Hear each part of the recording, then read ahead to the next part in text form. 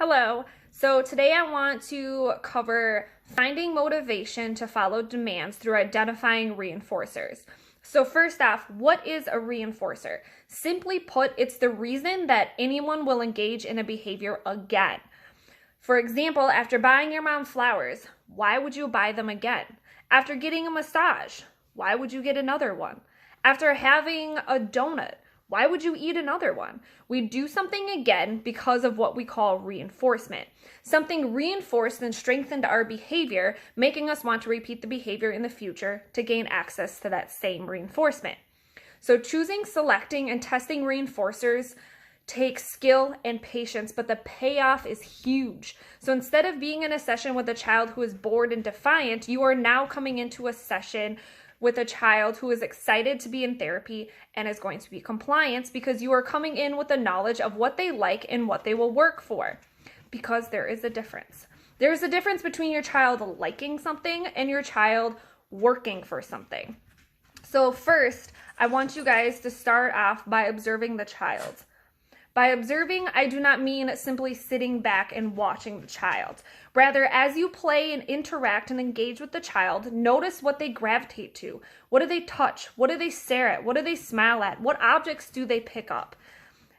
Do this through bringing out new toys. Expose the child to a variety of different activities and different ways to play with the same item. Expand on self-stim behaviors. Expand it to be with something that is more socially appropriate. Over time, you will likely start to see a pattern emerge that'll tell you what the child likes. Now, test your ideas. Once you have an idea of what the child likes, gather a few of those items together.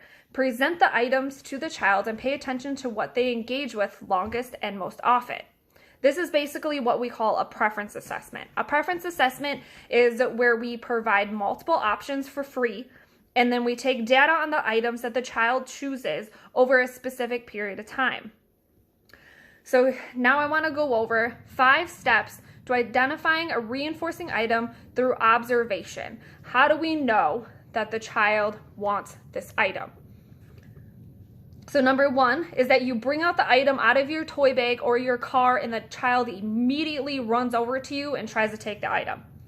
2, the child mans for the item when it is out of sight. 3, watch facial expressions.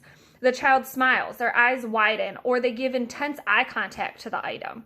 Here's a simple trick. So you place the item in the palm of your hand so the child can see it, and then tightly close your palm. If the child runs over to you and tries prying your hand open, you may just have a reinforcer. Number 4, when it's time to put the reinforcer away, the child resists giving the item up. They might cry, engage in tantrum behaviors, or they may even become aggressive.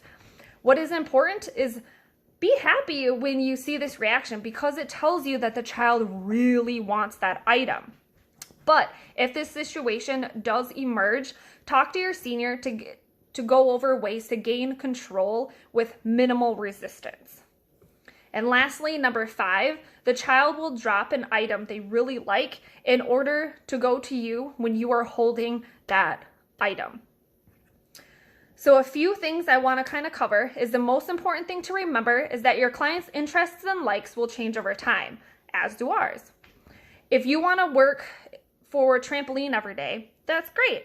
But if one day they don't want to work for trampoline, you need to be ready to use a different reinforcer.